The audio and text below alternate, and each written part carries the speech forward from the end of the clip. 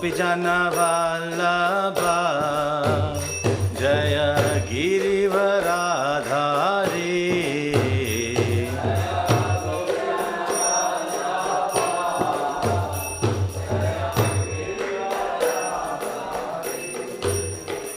Jaya Gopijana Vallabha Jaya Girivaradhari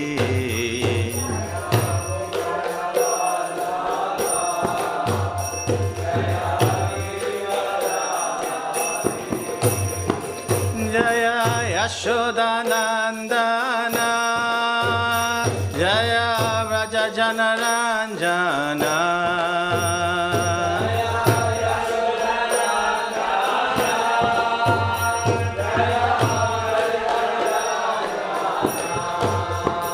Jaya Yashodanandana Jaya Vraja Janaranjana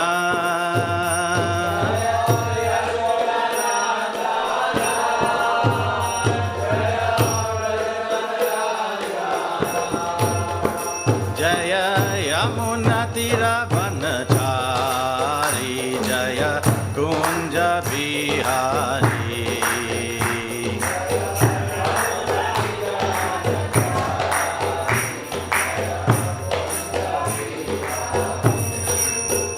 Jaya Yamuna Tira Vanachari Jaya Kunja Bihari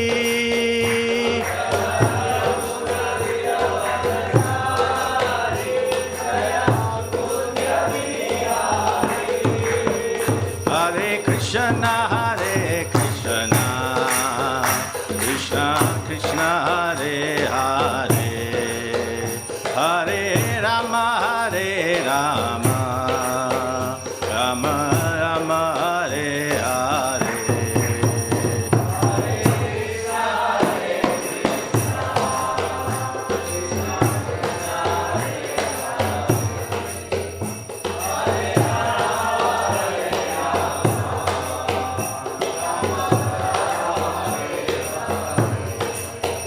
Hare Krishna Hare Krishna Krishna Krishna Hare Hare Hare Rama Hare Rama Rama Rama Hare Hare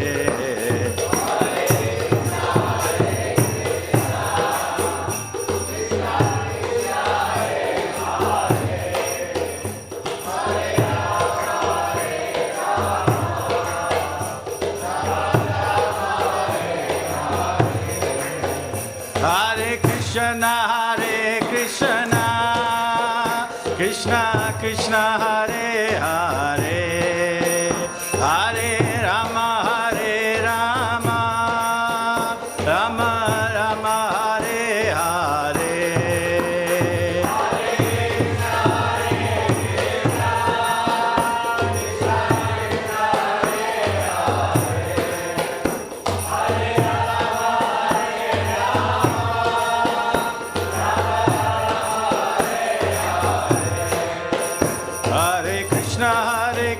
Krishna Krishna Hare Hare Hare Ram Ram Ram Hare Hare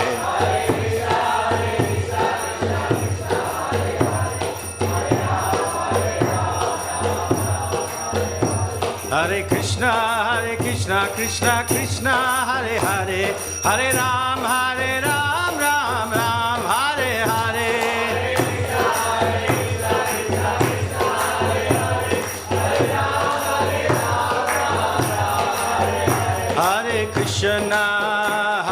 Krishna Krishna Krishna Hare Hare Hare Rama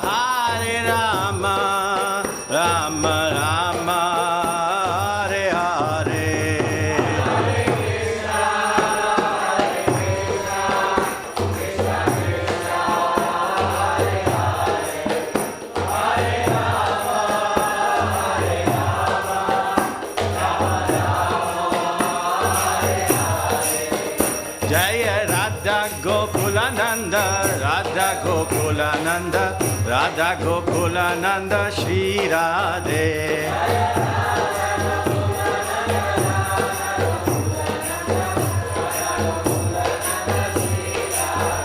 Jaya Sita Ram Lakshman Hanuman, Jaya Sita Ram Lakshman Hanuman.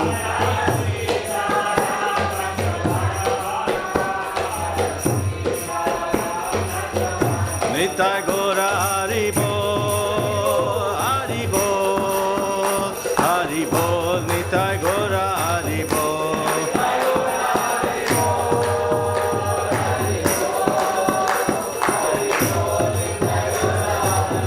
Jaya Jaya Prabhupada, Prabhupada, Prabhupada, Jaya Jaya Prabhupada.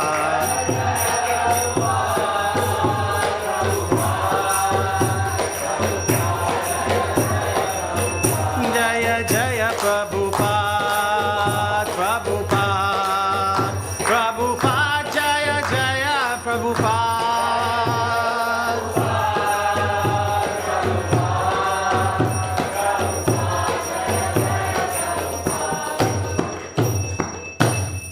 Jai Nitai Gaur Premanande.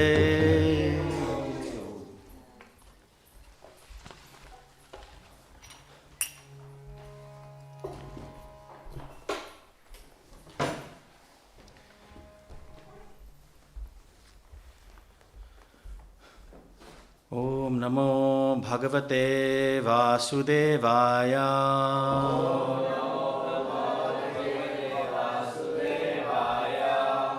Om Namo Bhagavate Vasudevaya.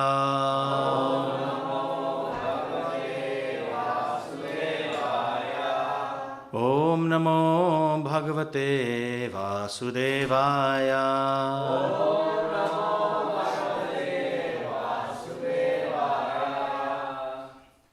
Hare Krishna. So today we are reading from Srimad Bhagavatam, Canto 3, Chapter 4, Verse 9. So, repeat after me. Tasmin Maha Bhagavato. Tasmin Maha Bhagavato. Tasmin Maha Bhagavato. Dvaipayana Suhrit Sakha. Dvaipayana Suhrit Sakha. Dvaipayana Suhrit Sakha. Lokan Anucharan Siddha. Lokan Anucharan Siddha. Lokan Anucharan Siddha. Asasada Asasada Yadrichaya. Asasada Yadrichaya. Asasada Yadrichaya. Tasmin Maha Bhagavato. Dvaipayana Surhit Sakha. Lokan Anucharan Siddha. Asasada Yadrichaya. Tasmin Maha Bhagavato. Dvaipayana Surhit Sakha. Lokan Anucharan Siddha.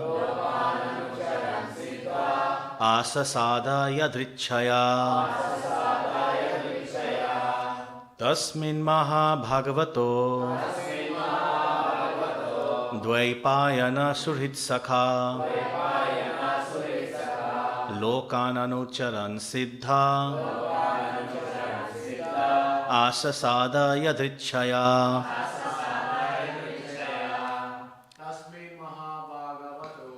Tasmin Maha Bhagavato. Dvaipayana Surhit Sakha. Lokan anucharan siddha asasadhaya dhritshaya Bhagavato Dvaipayana Suhitsakha Charan Siddha Sasadhaya Dhritshaya Bhagavato Dvaipayana Suhitsakha Lokana Charan Siddha Asasadhaya Dhritshaya. Matajis? Tasmin Mahabhagavato Dvaipayana Suritsaka Lokan Anucharan Siddha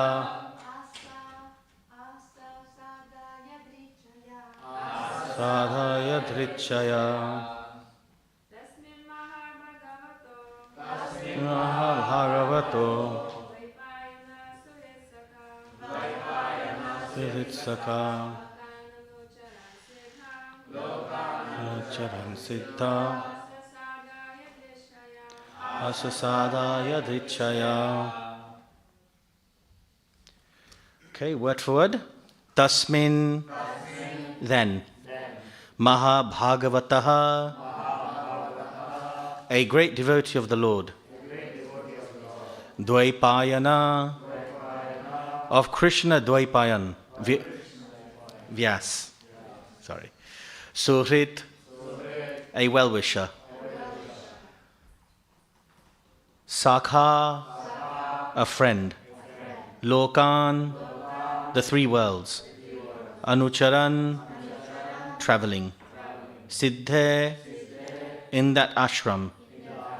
Asasada, arrived. Yadritchaya, by his own perfect accord. Translation, please repeat after me. At that time, after traveling in many parts of the world, Maitreya, a great devotee of the Lord, and a friend and well-wisher of the great sage Krishna Dvaipayana Vyas, reached that spot out of his own perfect accord. Okay, I'll repeat. At that time, after traveling in many parts of the world, Maitreya, a great devotee of the Lord and a friend and well-wisher of the great sage Krishna Dvaipan Vyas, reached that spot out of his own perfect accord. Purport given by His Divine Grace Srila Prabhupada Ki. Maitreya was one of the disciples of Maharshi Parasar, the father of Vyasdev. Thus Vyasdev and Maitreya were friends and mutual well-wishers. By some fortunate accident, Maitreya reached that place where Lord Krishna was resting. To meet the Lord is not an ordinary incident. Maitreya was a great sage and a learned scholar philosopher, but not a pure devotee of the Lord. And therefore his meeting with the Lord at that time may have been due to agyata sukriti, or some unknown devotional service. Pure devotees always engage in pure devotional activities, and therefore their meeting with the Lord is natural. But when those who are not up to that standard meet the Lord, it is due to the unforeseen fortune of accidental devotional service. Tasmin Mahabhagavato Dvaipayana Suhitsakha Lokan Anucharan Siddha Asasada Yadritchaya. At that time, after traveling in many parts of the world, Maitreya, a great devotee of the Lord and a friend and well-wisher of the great sage Krishna Dvaipan Vyas, reached that spot out of his own perfect accord.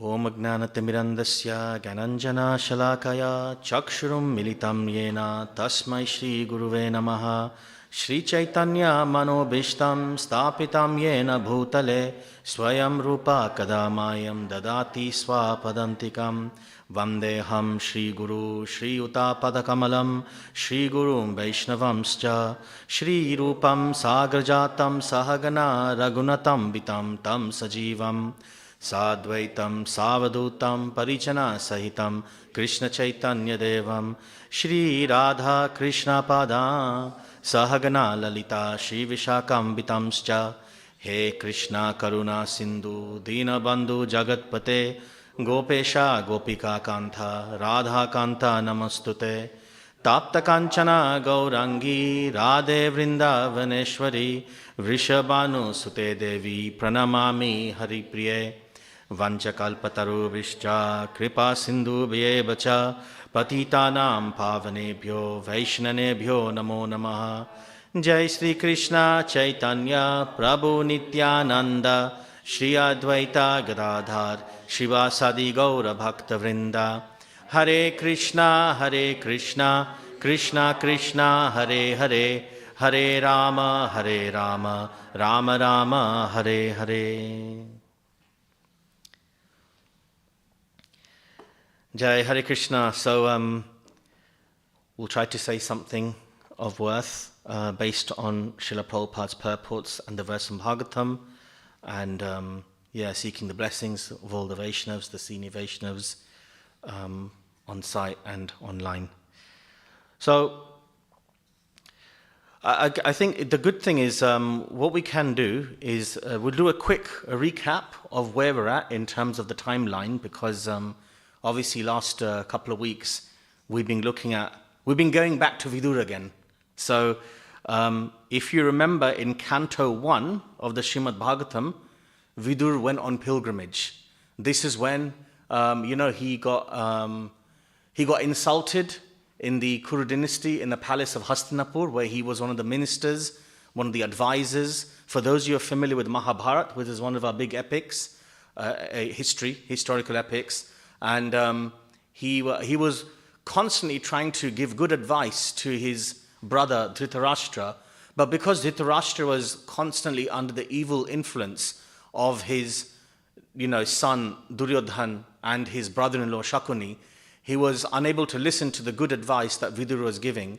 And then at one point, Vidura was at the end of his tether, trying to just give constant good advice and being rejected again and again. And so then he started chastising Dhritarashtra, and then Duryodhan did not like it, so Duryodhan then started to insult him and basically tell him that, you know what, you just a son of a maidservant, get out of this place, just leave this place, you're not welcome here. So Vidura, being a great Vaishnav, and also someone who embodies the qualities of forbearance, tolerance, and forgiveness to full extent, he could have fought back, but he didn't. He left that place because he realized that he would be wasting his time being there.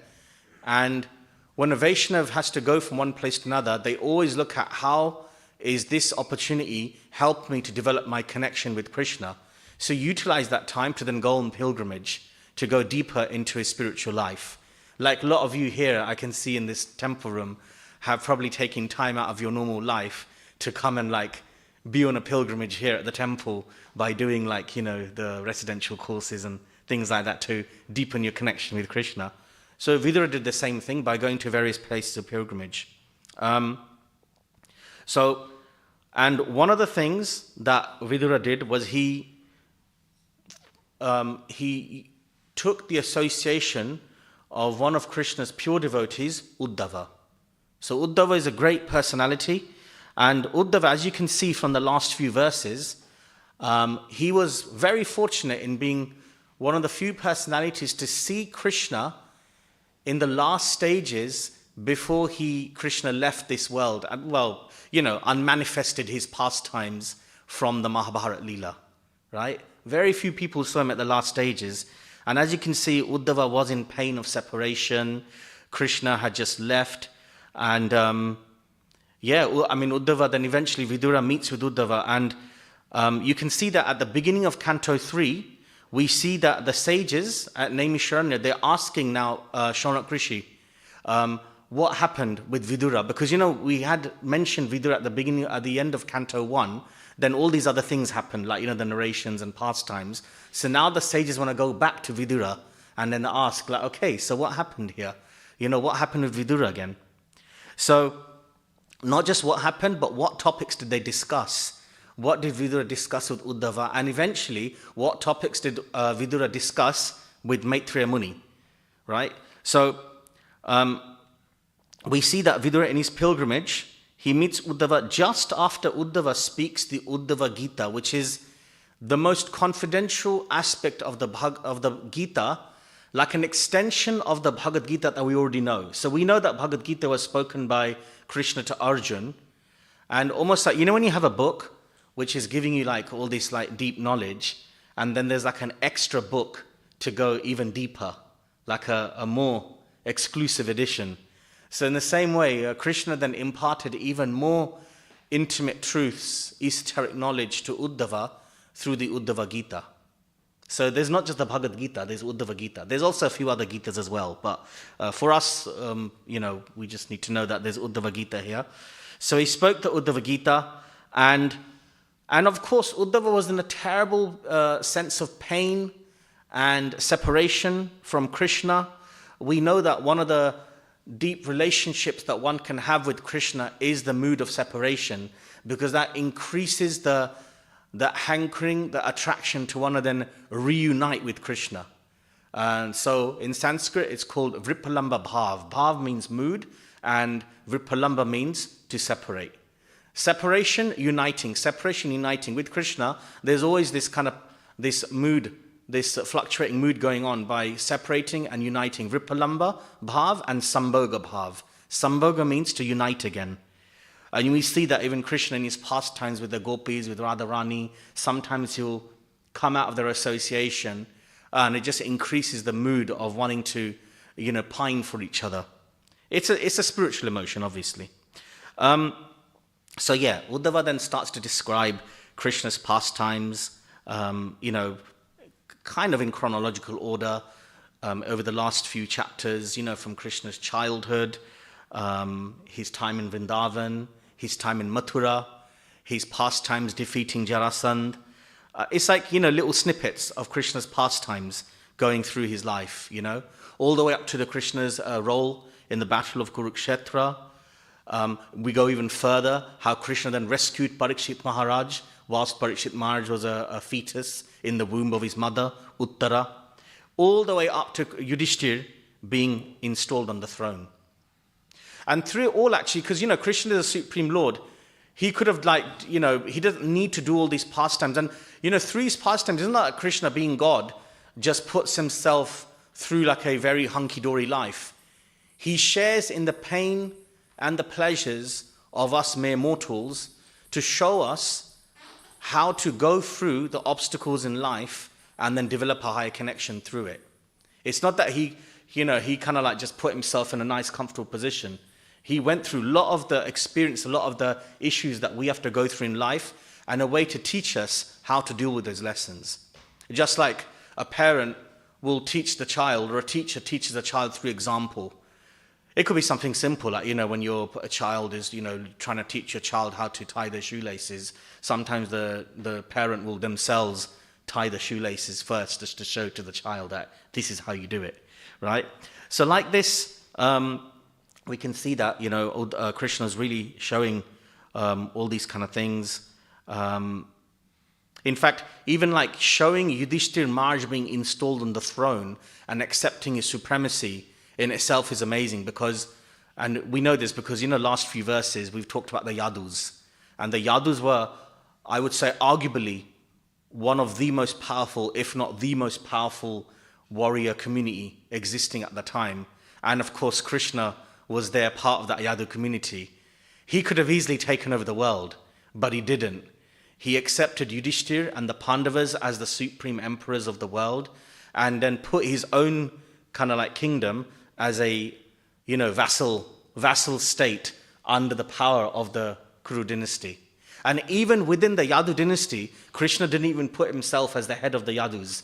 He put his, I think it was Ugrasen, right? Ugrasen, his grandfather, as the head of the Yadus, and then his own father, Vasudev, and then himself in a subordinate position, even though he is God. So God will sometimes do that. He will put himself in a subordinate position just to kind of show how to kind of like harmonize with the world. So yeah, it's amazing, and we can see that then even in Dwarka, Krishna then showed, and these are verses that you would have covered, right, over the week. So I'm sure this is all familiar to you, right? And then Krishna then talked about, we see how Uddhava was describing Krishna and how he dealt with his wives, following the regulative injunctions of how to be a proper husband, and like dealing with his wives in a proper Vaishnav manner, almost playing the role of an attached householder dealing with material responsibilities. And then when the time is right, Krishna then also renounced the householder life. This is why, Krishna then left the householder thing. Remember, this is God. He doesn't need to do any of this. He doesn't need to deal with the material responsibilities of householder life and dealing with all the issues that come with it. He doesn't need to then let go of the householder life. He can do anything he wants. But he does it just to show us the example of what are the different stages of human life and how to play the role in each stage of your life in the perfect way possible, giving us the kind of operational manual of how to live life in the right way. And then, just to kind of finish it all, you can see that at the end of it, when Krishna's, unmanifesting himself from the earth, he decides to then get rid of his own warriors, right? The Yadus, they were the most powerful warriors. They could have just stayed on and took over the whole world. But Krishna realized that no, now's the time for me to wrap up my pastimes and take my people, like my kingdom people, away with me. And actually, Prabhupada says actually in the purports that even though externally it looked like these great warriors got overcome by, quarrels and arguments with each other in a drunken state, because warriors would drink and party and fight, right? That's what warriors do. You see that in all cultures, all histories, right? But he actually, Prabhupada said, even though it might look like some mode of ignorance, drunken state that they all got into, actually it wasn't. It was a spiritual pastime where all the Yadus, I guess you could say on an esoteric level, they knew what they were doing. Like, they were playing the roles of these warriors that fell out with each other and then killed each other. But it's almost like, like their higher selves were already in, communication with Krishna, aware that, okay, this is what we need to do, so let us wrap up our pastimes and things, So, like this, Uddhava, he was, recalling all this to Vidura. Now, then what happened was, Uddhava obviously went to, when Krishna was relating the Uddhava Gita to Uddhava, he told him to go to Badrik Ashram to share with the sages that he's going to now leave the planet, and just to comfort them and give them higher spiritual knowledge. Doesn't even know what Uddhava did at that time. Did he go to Badrik Ashram? No. Instead, he was so in pain of being separated from Krishna, he decided not to go to Badrik Ashram, but instead followed Krishna to where Krishna wanted to go. So Krishna decided to go to a spot in a place called Prabhas, where he rested under a tree. I believe it's a peepal tree. Someone can clarify that for me. Peepal tree, right? Yeah. He rested on a peepal tree with the mood that he's now going to leave this world from that spot, right? So Uddhava followed him, and this is actually where we have Maitreya entering the scene. So as you can see from this verse, once Uddhava was at this place with Krishna, Maitreya then comes there as well. And it's said here that in the verse itself, it's said that Maitreya was a great devotee of the Lord, and then reached that spot, that spot where Krishna and Uddhava were together, right, out of his own perfect accord. Now, it's interesting. In the verse it says, Maitreya is a great devotee of the Lord. But what does it say in the purport? Doesn't even know what it says in the purport? Does it say that he's a great devotee of the Lord? No. It says actually that he's a a great sage, a learned scholar and philosopher, but not a pure devotee of the Lord. So there seems to be externally a bit of a contradiction. In fact, not only that, in the verse actually it says that he's a great devotee, he's a friend of Vyasadeva. Vyasadeva, for those of you who don't know, is the one that actually compiled the Vedas for us for this age so that we can learn about Krishna consciousness. Vyasadeva is also a literary incarnation of the Lord. So Krishna comes in various incarnations with different purposes, and Vyasadeva is his literary incarnation, incarnated to put the knowledge of the Vedas in the form of books and scriptures for us to learn from. So how can a person like Maitreya not be a pure devotee? But Prabhupada said he's not a pure devotee. So one of the things we have to understand when we're looking at scriptures is that there are different terms and they are sometimes used in different ways. So for example, like Chaitanya Mahaprabhu, he says a devotee is someone who's, I'm paraphrasing here, but a devotee is someone who will have just heard the Hare Krishna mantra being sung on the streets, right? So that means on Saturday or whenever we go Harinams in central London and all these people are hearing the Hare Krishna chanting, that means they're all like technically devotees, right? But then Mahaprabhu also says that no, then a devotee is someone who's chanting, X amount of rounds per day, following, with certain level of purity. And then Mahaprabhu then goes even further that no, a devotee is someone who's fully immersed in the holy names and it can even inspire others to chant. So there's, depending on the context of what Mahaprabhu is saying in which section of the books, the definition of the devotee varies, right? So similarly, here, Maitreya is a devotee, but Prabhupada is clarifying not a pure devotee. There are different gradations of devotee. We can see this in other terms as well. Like, we often hear the word Brahman. Now, we often know that Brahman means impersonal liberation. And by and large, Prabhupada clarifies it as being impersonal liberation. But then there are times when you find, for example, in Bhagavad Gita, Brahma Bhuta Prasanatma Nasochati Nakangshati, where Brahman can also mean liberation in devotion as well. Where Brahman can also actually mean devotional bhakti. In fact, in Canto 3, chapter 25, verse 19, it said that Prabhupada talks about Brahma Siddhi, means like perfection of Brahman, and Prabhupada clarifies it means bhakti, not Brahman realization. So what I'm trying to say is that when you read the scriptures, you'll see a certain term being used in slightly different ways in different parts of the books. This is why it's very valuable to actually look at what Prabhupada has to say on these, because Prabhupada clarifies what is being said. I hope that makes sense. Yeah. So similarly, the term devotee here means various things, right?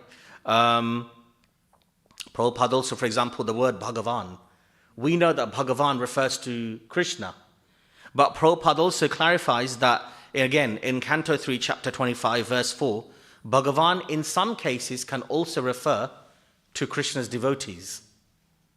So we have to be conscious of this. Okay, so let's get to Maitreya, because this verse is basically talking about Maitreya Rishi. Obviously with Maitreya, there must have been some shortcoming, some disqualification where Prabhupada said he was not a pure devotee of the Lord, right?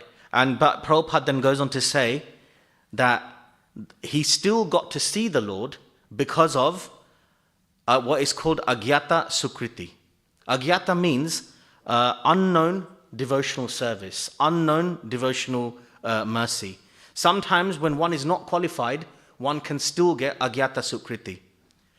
Once Srila Prabhupada, in the books, Bhagavad Gita, often Prabhupada says that it's not by accident that one comes to Krishna consciousness. It may be that you may have done Krishna consciousness in your previous lives, and now you're here, and now you're carrying on. And then once the Prabhupada's disciples and asked him in a conversation, so Prabhupada, does that mean that we were great devotees in our previous lives? Does that mean that we were great yogis and things? And Prabhupada says, no, I created your devotional life for you. So sometimes it's not that we are all just great, high-level personalities, but just by the mercy of some great devotee, we have come to this position where we're able to kind of, practice Krishna consciousness and, really like relish it. So we see many examples. Can anyone think of any examples of devotees who may not have been pure devotees, but they managed to get the Lord's association? Okay, yeah, Ajamil is a great example. Yeah, he just by chanting the Narayan, he named his son Narayan, and even though he led a very like debauched life, but still, just because he named his son Narayan, he then, when at the time of his death, he was screaming out of fear for his son, and then because of that, then the Lord's representatives came. Jai Shri Shri Radha Gokulananda ki, Sitaram Lakshman Hanuman ji ki, Shri Shri Gaurnitai ki. Okay. So yeah, Ajamil, he actually came, and then through that, he got delivered. He got the Lord's mercy just through the holy names. The holy names are the most powerful, actually. That's why it says that, Bhaktivinoda Thakur said, he reasons ill who say that Vaishnavas die when, he reasons ill who say that Vaishnavas die when thou art living, they spread the holy names around. Yeah. He reasons ill who say that Vaishnavas die when Vaishnavas die. Thou art living still in sound. Vaishnavas die to live and then spread the holy names around. Yeah. So the holy name is the key. That's actually what's going to actually like really kind of connect us to Krishna. So we see that an example of Ajamil. Another example of someone who may not have had the initial qualification to actually connect with the Lord was Migrari. Yes, Migrari the hunter. So I don't know if any of you know the example of Migrari. He was actually a sadistic hunter who would kill the animals, but he wouldn't kill them fully. He would half kill them, so they'd be lying there like suffering in a tortured way, just so you can get some pleasure from it. And but because of the association of a pure devotee, Narad Muni, Migrari actually got reformed, and then Narad Muni showed him the error of his ways, and then because of that, he then became a pure devotee, got connection with the Lord.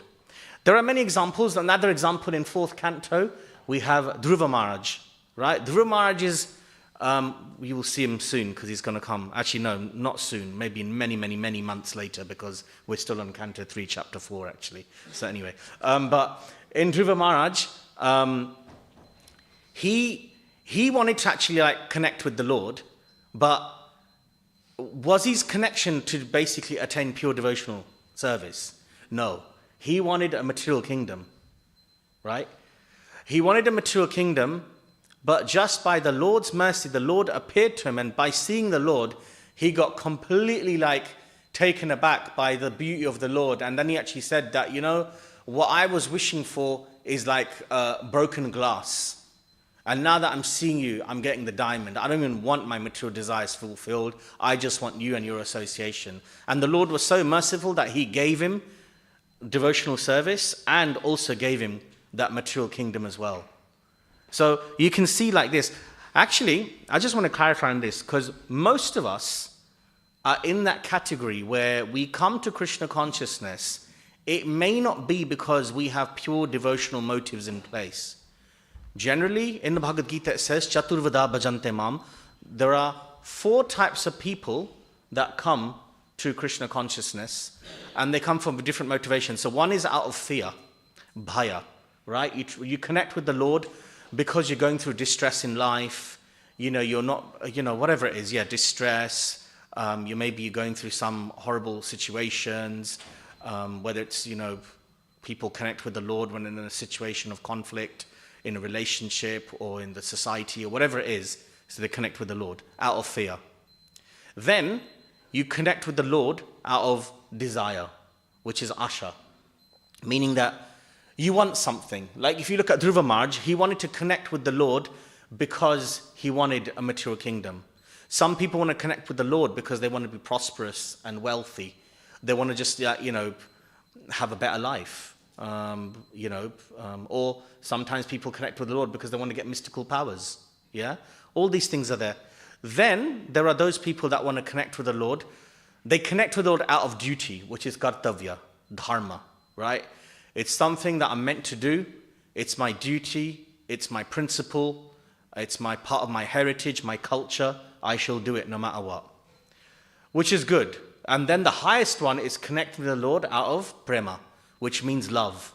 That I'm connected with the Lord because I want to love the Lord and deepen my love with the Lord. That's, you can tell, is the highest one. Krishna is so merciful, though, that if you are coming to the Lord, and let's be honest, I think a lot of us, if we were to analyze the reasons why we looked into spirituality and Krishna consciousness, it's probably a combination of the different motives there. I mean, maybe some of you may did it just for prema, which is amazing. But a lot of us, it might be a combination.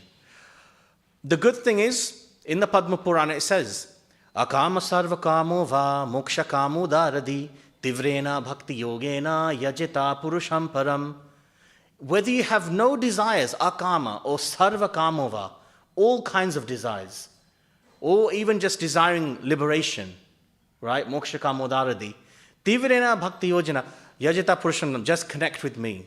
So Krishna accepts you, whatever motivation you're in.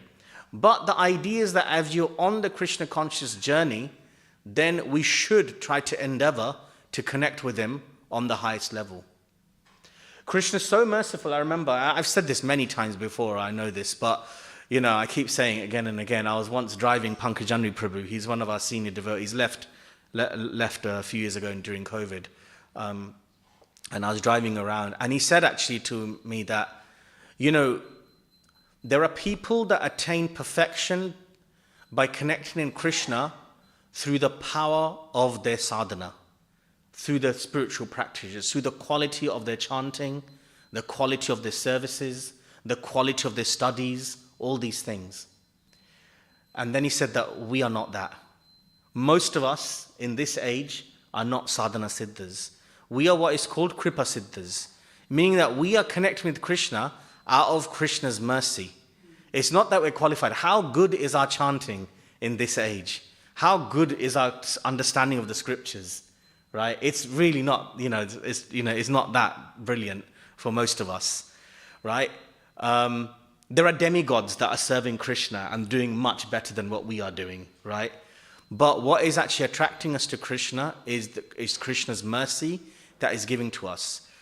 Now, this does beg the question, so if we're just simply Kripa Siddhas, does that mean that then we don't need to worry about doing all this sadhana? Does that mean that we shouldn't do the morning program and chanting and studying the scriptures? What do we think? Do we think that we should then, no, Krishna's giving us mercy, so we should leave this. We don't need to go through all this austerities.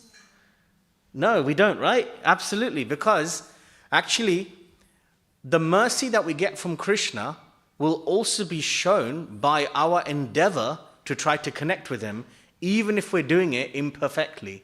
But if we have earnest sincerity, then Krishna will appreciate that and will say, okay, I know he's doing his best, even though it's not amazing, but he's doing his best, he's trying his hardest, let me bring him closer to me. And also, the opportunity to do sadhana itself is also privilege that Krishna is actually giving to us, right? The opportunity to actually delve into the scriptures and to chant these holy names is in itself amazing. There are people who cannot connect with the holy names, who cannot connect with the scriptures. It could be because of offenses, or maybe they're just heaps of impious karma that they need to just go through, where they're just not in the space to even get into it, which is okay, you just have to let them be, pray for them. At some point they will connect. But we are in an opportunity where we can do that. So that in itself is also like a very powerful privilege that we've actually been given here.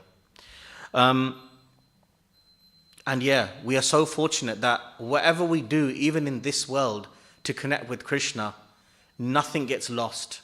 Krishna says to Arjuna, Neha bikrama nasosti pratyavayana vidyate salpamapyasya dharmasya trayate mahabto bhaya. There is no loss or diminution. Even if you don't reach Krishna in this life, wherever you left off from, you'll carry on. I don't know if you've noticed this. Well, some of you are probably quite new, so you may not, you'll see this as time goes by. You see some people, they join Krishna consciousness, and a very, very quick time, they rapidly progress to a very high standard, right? And then you might get other devotees who might be practicing Krishna consciousness for 10, 20, 30 years, and obviously they're advancing, but maybe in a more paced manner, right? And you're thinking, why is that? How come that they're growing at this rate and this person has shot up? It's because may well be that the person who's come in later but progressed rapidly, maybe they're actually done a lot of bhakti in their previous lives and they are now catching up to where they left off. Whereas the other person who may now in this life been Krishna conscious for a while is because they may be relatively new to it and they're embarking on it in this life. Kripamaya Prabhu once said an interesting thing. When you come to Krishna consciousness, if you see that you're kind of nicely coasting through and progressing nicely and almost seems relatively effortless, it means that you are just covering the ground that you already covered in your previous life. When you start hitting blocks and obstacles and challenges, that's most likely that's when you're covering fresh ground now. You're actually kind of like carrying on from where you left off. So, something to note. Yes. Okay. So let's. I want to just share this one other point here that Prabhupada very much makes it clear that being a devotee is higher than being a great sage, a learned scholar. So what Maitreya Rishi is, he's a devotee, he's a Jnani Bhakta, meaning that he's a devotee but with a lot of intellectual inclination, as opposed to someone who's a devotee with just an inclination to love Krishna, right?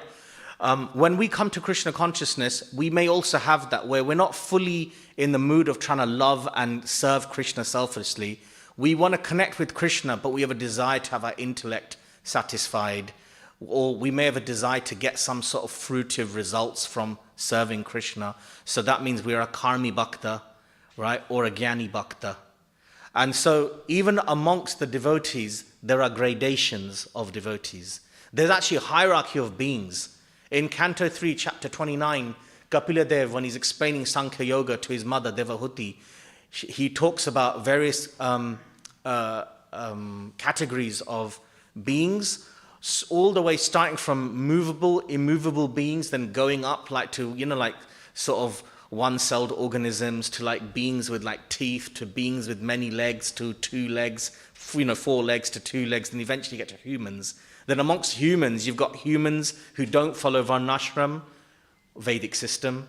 Then you've got humans that do follow Vedic system. Then you've got the humans who follow the Vedic system and who are basically Brahminical minded, who are endeavoring in the scriptures, Jnanis, intellectuals.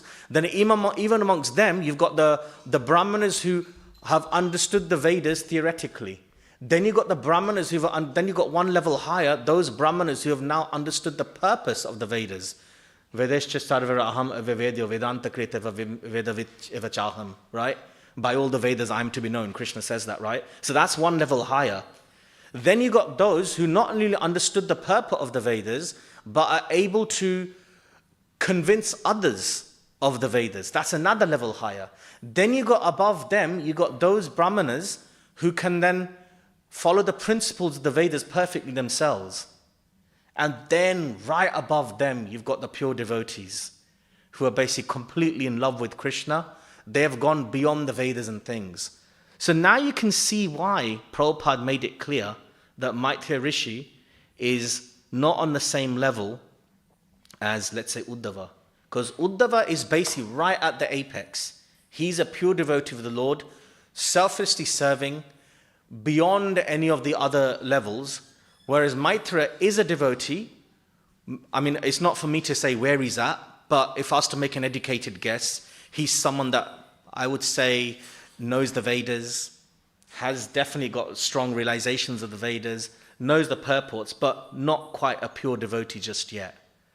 So it's important for us to know that being a bhakta is the highest of all spiritual realizations. In fact, just to demonstrate this, because some people might say, oh, you wear devotees, right? This is a cop-out. Because you get other Vedic traditions that are very scholarly based. And they'll say, oh, you guys are just saying that just to make yourselves feel good. Well, guess what? Chaitanya Mahaprabhu himself was the greatest scholar. Everyone's heard of Chaitanya Mahaprabhu, I'm guessing. If not, you will soon, because it's his appearance day coming up very soon. Chaitanya Mahaprabhu was known as Nimai Pandit.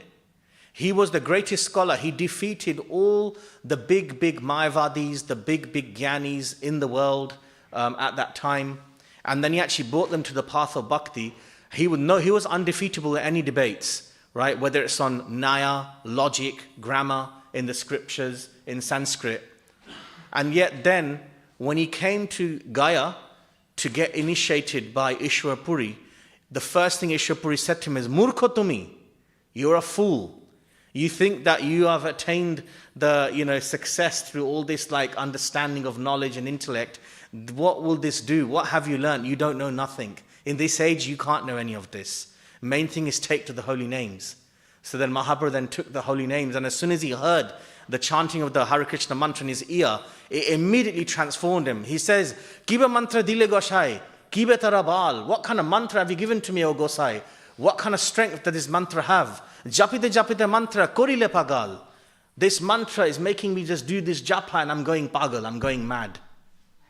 Now it's interesting, right, how he orchestrated it, where he showed himself to be a scholar first, to basically get supremacy amongst the Gyanis, because to try and get intellectuals to come to a certain thing is difficult, right? Because they're the ones who have that pride.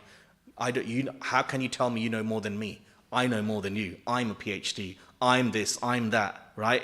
To get someone like that into, let's say, your line of thinking is the more difficult than, let's say, a common guy off the street. So therefore, he proved his supremacy and his domination all over the intellectuals of the day. And then once they respected him and accepted him and followed him, then he showed to them, okay, now they accept me, now I'm telling you, this is the highest thing to go for. So, yeah, this is a very good verse, that amazing verse that shows us how bhakti and bhaktas are the highest thing, and that is what we should always be aspiring for. And of course, those who are intellectuals among us, there's plenty of obviously, the knowledge in the scripture to keep us stimulated, but not that we end up getting so sucked in by that we forget the essence, which is the chanting and trying to connect through love as well. Not that we just get too much into the intellectual thing and forget the other things of bhakti, the bhakti lifestyle. Okay, thank you very much. I shall finish here. I'm conscious of the time. We've gone a bit over time, so if there's any questions or comments, then you can have one or two, otherwise we can. Thank you for the class. My question is, you mentioned about Kripa cities and the sadhana cities, and I was wondering about what would someone do to get mercy of Srila Prabhupada in the first place, like previously, in terms of in their previous lives. You said that he created their devotional life. It's a really good question. You see, it's very difficult to say there's one thing that a person can do, because, okay, there is a very strong possibility, very, very strong. And I say this because when you read about Prabhupada's interactions with his disciples, Prabhupada has revealed on a few cases, because he knew who they were in their previous lives, right? And it's evident that they were devotees, and they're carrying on. So, on many, many cases, to get Prabhupada's mercy, it means that they were Vaishnavas in their previous life, practicing bhakti, and now they've come to this life, where they're now in Prabhupada's movement and in carrying on with their bhakti journey. But, at the same time, that's not the only demographic that comes under Prabhupada's mercy, because there are also people who come to Krishna consciousness who may not have been Vaishnavas. They may have been practicing some sort of other mystical process. You may have Mayavadis that have come to Prabhupada's movement, or other types of or even demigod worshippers, who come. And, it's almost like they're going on their evolution in their spiritual journey. They've gone from impersonal understanding, and now through Prabhupada's mercy, he's guiding them towards the personal understanding, then taking them to a higher level. Again, demigod worshipper, same thing. You know, you're worshiping the demigods, life after life maybe. Now I'm going to show you who is the ultimate object of love and worship that you should be focusing your energies on. So, and obviously in all these cases, it's sincere practitioners, whether you're a demigod worshipper, an impersonalist, a bhakta, or just a pious person, someone who's just living in this life and like following his dharma nicely, trying to help make the world a better place. Prabhupada is so merciful, he can even accept them as well. In some rare cases, even impious people, Prabhupada may have accepted into his movement, and that's just his own causeless mercy. But generally, it's people that have done some sort of spiritual practice in their previous lives that come directly under Prabhupada's mercy, or people that have led and have accumulated a lot of piety that then puts them in that position to then get into bhakti. But I just want to also make it clear that if, let's say, a lot of us then may feel that, oh, but I have not practiced spirituality before coming to Krishna consciousness, I have not been particularly pious. That's okay. If you're here now, that means Prabhupada is obviously giving you the mercy. Yeah. Yes, Parama Prabhu?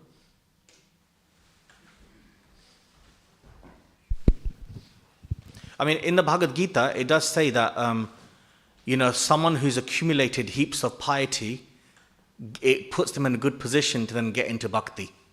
So just to put that there for you. Yeah. Hare Krishna Prabhu. So it's interesting how boldly and how clearly Prabhupada is saying that Maitreya is not a pure devotee. Vidura is a pure devotee, and then Maitreya is instructing Vidura later on. And he speaks, Maitreya is speaking over 1,000 verses, Canto 3 and Canto 4. And also he's referred to as Ma Bhagavat. He is the disciple of Prashara, he's a friend of Vyasadeva. So it does sound a bit shocking how Maitreya is not a pure devotee. When did he become a pure devotee? So yeah, I know you kind of mentioned that, okay, there's, when it says a pure devotee or devotee, there's different levels. Definitely there's different levels when it comes to a devotee. But pure devotee is quite clear, right? Mahabhagavat is quite clear. You can't have like varieties of Mahabhagavat. You can have varieties of devotees. You can have varieties of pure devotees. I mean, at least that's what how I understand it. Yeah. And then also the other interesting thing at the end of the verse, the word Yadvichaya. Somehow Maitreya ended up out of his perfect own accord. What does that mean? What does that mean? Out of his own accord. So it doesn't seem like an arrangement of the Lord. It seems like there was somehow he was involved. Maitreya himself is involved in terms of being there. So okay. yeah, just maybe if you can really Yeah, okay, so there's two aspects there. I'll answer to that. Obviously I'm not an expert on Maitreya Muni, but from what I understand, there's a couple of points here. Prabhupada makes it clear when Prabhupada actually mentions Uddhava is a pure devotee. And Uddhava could have actually given the full understanding of Krishna, his qualities, pastimes to Vidura himself. But Uddhava was the one that recommends Vidura to go to Maitreya Muni to learn from him. The one aspect is culture, Vaishnava culture. Prabhupada says that because even though Uddhava was more advanced, but out of the sense of Vaishnava culture, because Maitreya is more senior, Uddhava felt that Maitreya could share some things with Vidura to help him in his devotional path. So that's number one. Number two, yes, Vidura is a pure devotee. We see actually sometimes that, pure devotees, before their pure devotee identity gets uncovered, there's some triggers that needs to come for that pure devotion to get, brought out. And sometimes devotees who are not pure can play a part in that pure devotee's lila pastime for them to fulfill their devotional destiny. And by doing that, the person who's helping that pure devotee also elevates themselves as well. Srila Prabhupada, we know that externally Srila Prabhupada said to his disciples, don't read the writings of Shankaracharya. Don't read Shariraka Bhashya. Because Shankaracharya is a Mayavadi, he's an impersonalist, and that is definitely the case. We are not meant to read it. However, with very, very high level, mature devotees, he said that actually you should read certain points from what Shankaracharya has said in the Shariraka Bhashya, because it can actually enhance your understanding of key spiritual concepts. So why would he do that? Because obviously, okay, Shankaracharya himself is actually Lord Shiva. We know that he's a pure devotee. He's playing the part of an impersonalist. But he's showing that even people who are not pure devotees can play a role in your devotional journey to help you to refine your own devotion, even though you might be more advanced than them. I'll give another example. Lord Ram tells Lakshman at the end of Ramayana, when Ravan was dying, Lord Ram tells Lakshman, go learn about dharma from Ravana. And go learn, and this is incredible. I thought this is quite mind-boggling. But he said, go learn about also etiquette and how to deal with women from Ravana. This is Ravana, right?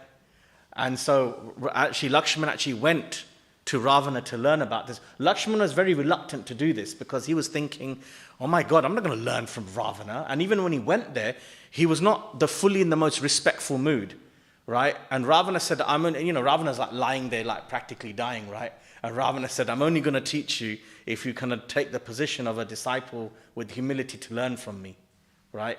So the point I'm saying is that sometimes non-devotees or even lesser devotees can help that pure devotee in their journey to help them bring out that pure devotion within them. So it would seem that Maitreya Muni definitely played that role for Vidura. And of course, by doing that, Maitreya Muni himself is also elevating his own role, right? He's elevating his own self to that, because he's now helping a pure devotee to realize his own destiny. And by doing that, he himself is increasing his own devotion, and therefore thus qualifying himself to be a Mahabhagavat.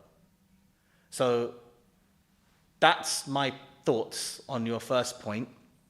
And again, yes, Prabhupada does use the word Mahabhagavat, but again, like the words he used before, like Brahman in certain cases, devotee, Purusha. Sometimes Purusha means Krishna, sometimes Purusha means man, sometimes Purusha means humans, right? So again, with certain terms, Bhagavan, Mahabhagavat, Purusha, Brahman, Bhakta, all these things, they have gradations, and you have to look at the context in which Srila Prabhupada has said these terms to know what he's meaning by them for that particular thing. So that's one thing. The second thing is, again here, it says that he reached the spot out of his own perfect accord.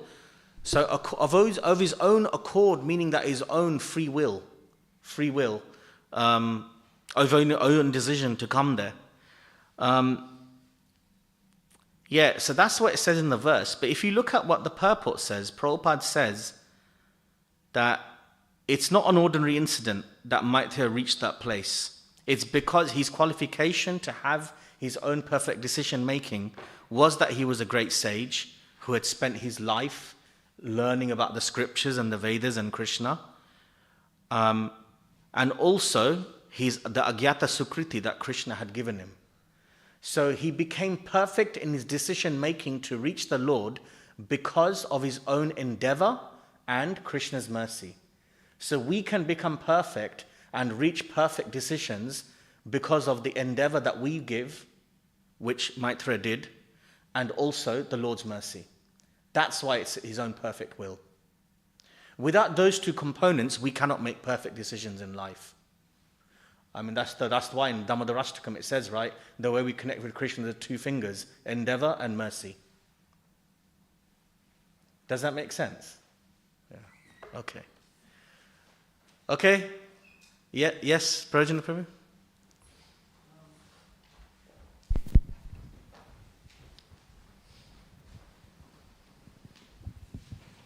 A certain person comes to mind